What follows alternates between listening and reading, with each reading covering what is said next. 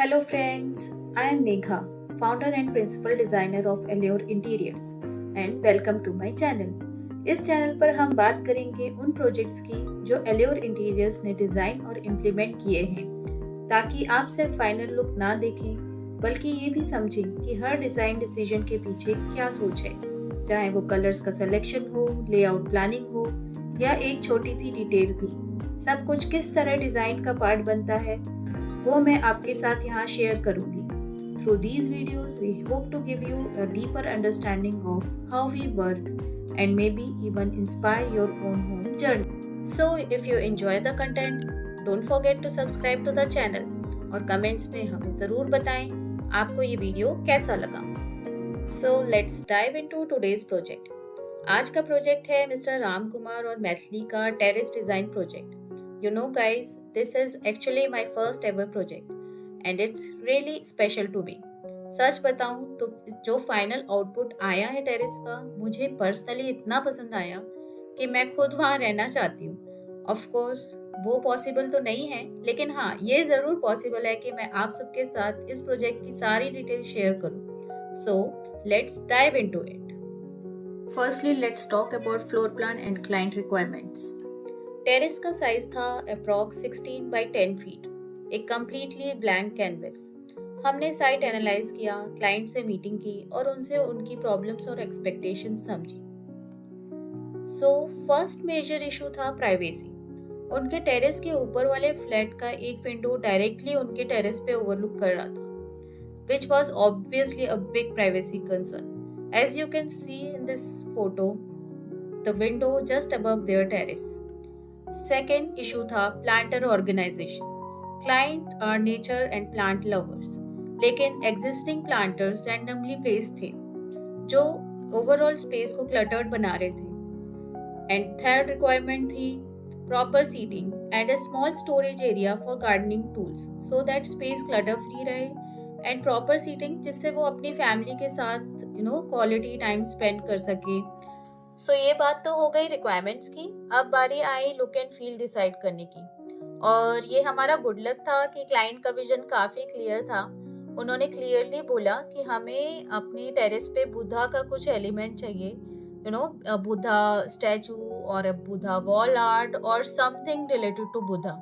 And guys believe me, जब client ऐसे clues दे देते हैं तो डिज़ाइनिंग काफ़ी ईजी हो जाती है।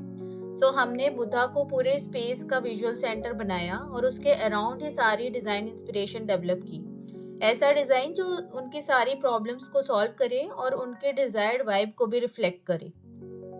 सो यहाँ आप देख सकते हैं वो मूड बोर्ड जो हमने उनके साथ शेयर किया था। मैं आपको बताना चाहती हूँ कि मूड बोर्ड डिज़ाइनिंग प्रोसेस का एक बहुत ही इम्पॉर्टेंट फर्स्ट स्टेप होता है। ये एक विजुअल टूल होता है जिसके थ्रू हम अपने डिज़ाइन थॉट्स क्लाइंट तक पहुँचाते हैं एंड उसके बाद उनके प्रेफरेंसेस को भी क्लियरली समझ पाते हैं। सो मूड बोर्ड में जो भी फोटोग्राफ्स एट्सेट्रा हम शेयर करते हैं उससे क्लाइंट को क्लैरिटी मिलती है कि हम क्या बताना चाह रहे हैं और वो विजुअली देख पाते हैं कि काइंड ऑफ ऐसा लुक आएगा हमारे स्पेस का। सो हमारे मूड बोर्ड में भी कुछ आइडियाज़ थे ऐसे ही, जैसे कुशन सीटिंग विद स्टोरेज, तो जो उनकी स्टोरेज के प्रॉब्लम को सॉल्व कर पा रहा था seamlessly. Then ceiling with lights for that added privacy, because जो उनके टेरेस का इशू था प्राइवेसी का वो सीलिंग के साथ हम सॉल्व कर रहे थे। Then wall planters for that refreshing green touch and decluttering the planters that they had, and of course the Buddha statue right at the center because वो तो हमारा डिज़ाइन का स्टार्ट पॉइंट था। So that was there. ये सारे ideas client को बहुत पसंद आए एंड उसके बाद नेक्स्ट स्टेप था इन सारे एलिमेंट्स को फ्लोर प्लान पे सही से फिट करना। Now let's talk about zoning. So जैसा कि आप फ्लोर प्लान में देख सकते हैं, प्लान करते वक्त हमने फ्लोर को 2 जोन्स में डिवाइड करने का सोचा। सो एक जोन वो जिसमें उनके सीटिंग का प्रॉब्लम एड्रेस कर पाएँ हम, उसमें हम स्टोरेज भी प्लान कर पाएँ, प्लस वो हमने एंट्रेंस के टुवर्ड्स प्लान किया जिससे कि वहाँ हम सीलिंग दे पाएँ और उनके प्राइवेसी का जो इशू है वो भी सॉल्व कर पाएँ। एंड दूसरा जोन एक ग्रीन जोन जिसमें हमने सोचा कि हम ग्रास टर्फ दें एंड उसके दोनों साइड पे हम प्लांटर्स प्लान करें जिससे कि वो एडेड ग्रीन एलिमेंट भी आ जाए for the terrace area and seating भी प्रॉपरली मिले क्लाइंट को जैसे कि उनका रिक्वायरमेंट था। सो गाइज साइट एनालाइज करते वक्त हमने एक चीज़ नोटिस की कि उनके जो फ्लोर टाइल्स है वो काफ़ी डेटेड लग रहे थे and to uplift the overall look हमने उन्हें सजेस्ट किया कि आप अपने फ्लोर टाइल्स को रिप्लेस करेंगे तो अच्छा रहेगा। हाउएवर टू सेव कॉस्ट हमने उन्हें ये सजेशन दिया कि जो जोन ग्रास टफ वाला है उसमें हम सेम टाइल्स रखेंगे क्योंकि उसके ऊपर ग्रास टफ आ जाएगा तो उसे चेंज करने का ज़रूरत नहीं है। एंड जो एरिया आपका सीटिंग का है उसमें हम नए टाइल प्लान करेंगे जो ओवरऑल लुक एंड फील के हिसाब से अच्छे लगे। Maybe we can go with wooden tiles और मोरक्कन टाइल्स और any tile whichever they like, but ये करने से उनका पूरा लुक एंड फील चेंज हो जाएगा, ये हमने उन्हें सजेस्ट किया। एंड बजट भी कंट्रोल में रहेगा क्योंकि हम सिर्फ आधी ही टाइल रिप्लेस कर रहे थे, पूरे नहीं रिप्लेस कर रहे हैं। So that idea they really liked and they agreed to our suggestion. Now let's talk about furniture layout. So guys, जैसे कि आप देख सकते हैं कि हमने ये सारी चीज़ें फ्लोर प्लान पे फिट की। तो हमने एक एल शेप सीटिंग प्लान की पहले, जहाँ हमारा नए टाइल्स आने वाले थे उस तरफ हमने एक एल शेप सीटिंग प्लान की। उससे ही रनिंग हमने एक ग्रेनाइट काउंटर टॉप प्लान किया जिस पे कि हम बुद्धा स्टैचू प्लेस करने वाले थे। सो ग्रेनाइट काउंटर इसीलिए जिससे कि ड्यूरेबिलिटी वाइज वो सही रहे, लॉन्ग लास्टिंग रहे। देन उससे ही आगे रनिंग हमने एक बॉक्स प्लांटर प्लान किया जिससे कि हमारे प्लांट्स, बिग पॉट्स वगैरह उसमें चले जाएं, सो हिडन भी रहे, लुक भी अच्छा आए एंड क्लटर्ड ना लगे स्पेस, इसीलिए हमने इस तरह का बॉक्स प्लांटर प्लान किया। प्लस दूसरी तरफ हमने एक मेटल प्लांटर जो कि ऑलरेडी था क्लाइंट के पास, वो they wanted to reuse it, तो हमने उसको रीयूज़ करा क्योंकि ऑब्वियसली जब एग्जिस्टिंग चीज़ें होती हैं तो it's better to reuse what can be reused, जिससे कि क्लाइंट का पैसा तो बचता ही है, प्लस हमारा जो एनवायरनमेंट का भी हमें ख्याल रखना चाहिए। तो just we should not just throw away everything, we should reuse whatever can be reused. तो वो हमने उस तरफ प्लान किया एंड हमने सोचा वॉल जिसे खाली न लगे तो वहाँ पे भी हमने एक कस्टमाइज प्लांटर देने का सोचा। तो ये सब हमने फ्लोर प्लान पे प्लान किया। नाउ फ्लोर प्लान के बाद बात करते हैं हम एलिवेशंस की।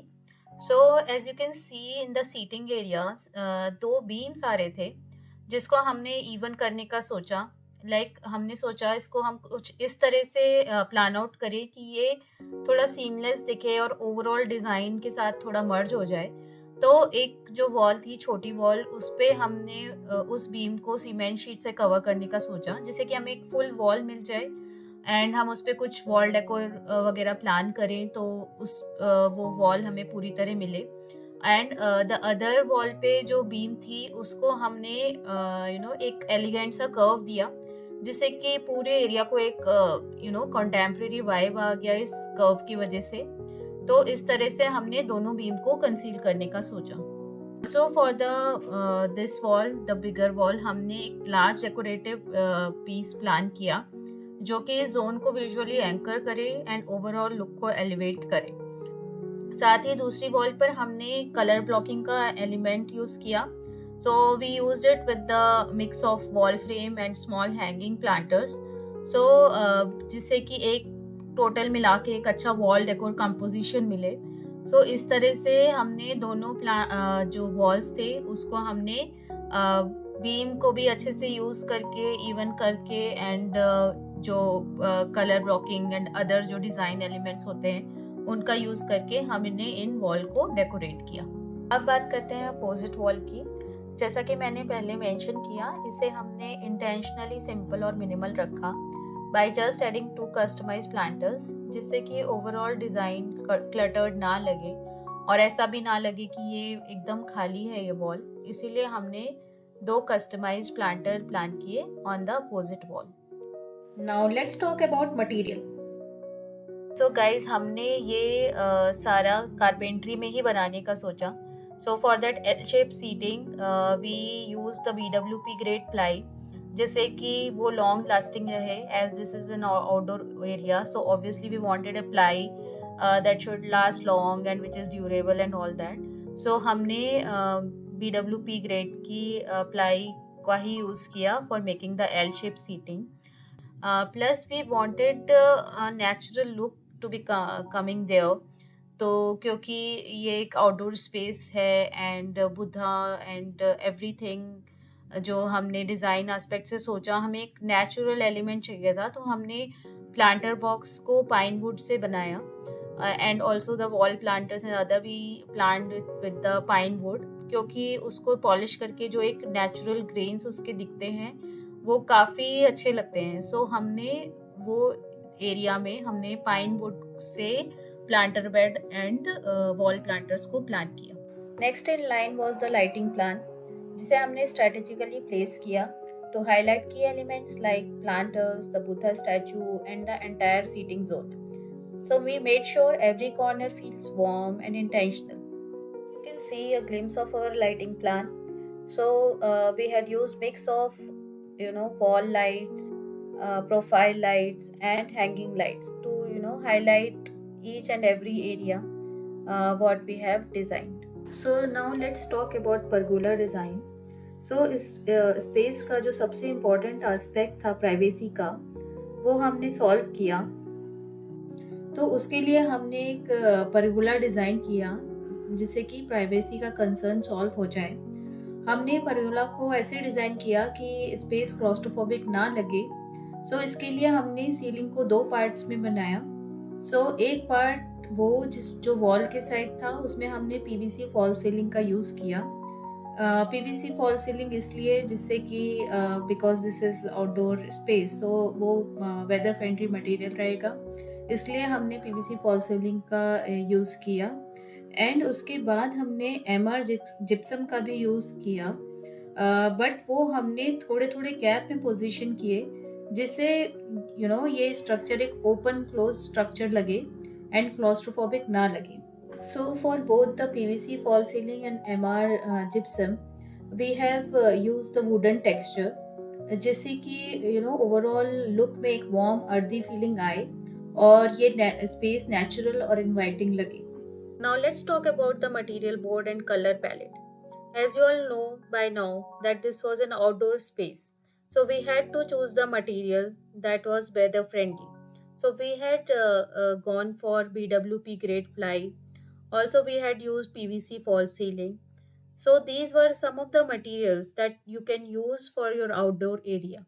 Also, as you know that this space was centered around Buddha, and so we had kept the tones neutral and calming to maintain a truly zen-like atmosphere. So as you can see the material board, we have gone for the palette which is timeless and soothing. We have made use of soft off-whites and muted sage greens so that it all goes with the Zen Buddha vibe. Also we use the textures which are natural, which are wood textures, so that the space gets that contemporary look and the overall space looks very warm and inviting. And now get ready for the final reveal of the space.